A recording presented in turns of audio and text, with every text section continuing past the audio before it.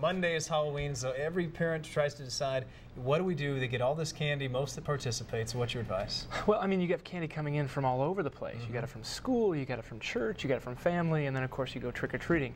At our house, we set up a rule about 3 years ago and said, we want you to participate in this, we want you to have fun, put your costumes on, but once you get home, we're going to take everything, you're going to pick your 3 favorite pieces, and you can have a piece a day for the next 3 days. And the rest of it gets thrown away. And 3 years ago it was kind of a battle, and the stomp the feet and the crying and the temper. And then 2 years ago it was kind of dragging the feet. And last year I got up in the morning and they had chosen their 3 pieces and had already thrown all the pieces away. And so it's a good concept, because you're probably more open-minded than some doctors or dentists that would shut it off completely. Well, I mean, again, you can't. I just have a hard time restricting things to 0. I mean, and my kids know, you shouldn't have a lot. You can have things in extreme moderation, and they do that. And so, but it's also, it's modeling it. So we don't eat. I mean, I don't eat candy and don't have it. So they obviously see that model. I'm perfectly happy throwing it away. I'm not hiding a couple pieces for myself, and so they kind of see that piece.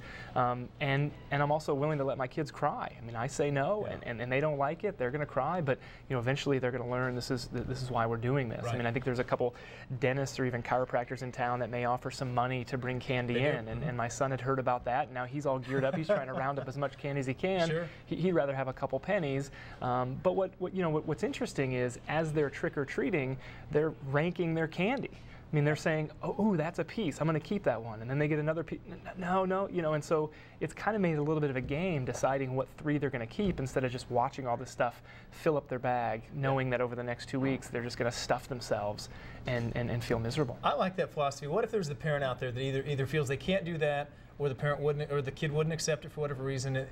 Was there advice, if they can't do that, to at least make it better?